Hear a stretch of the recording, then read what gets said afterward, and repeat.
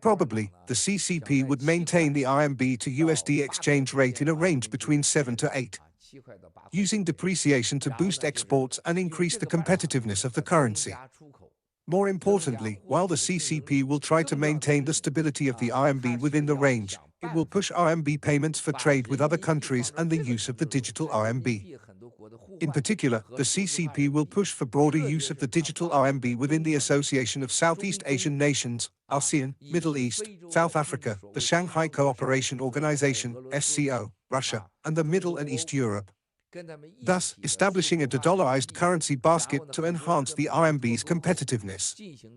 Therefore, the recent RMB depreciation is a strategic move. It is within the CCP's control. Do not think that the RMB depreciation has gone out of hand. It is on the contrary. It is done entirely for the launch of the digital RMB. Next, Communist China will boost trade and export and prepare for retreating to seclusion and decoupling from the US. Seclusion without economic isolation. This is the internal strategy of the CCP. Remember that. Seclusion without economic isolation will be the master economic strategy after CCP's 20th National Congress.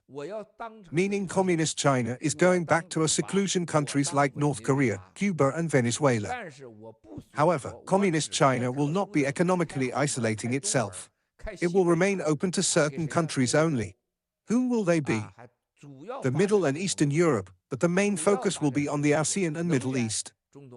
The CCP will turn to the Middle East and Angola for oil. However, the CCP have prepared to gradually move away from buying oil from Angola, because they believe the US will intervene.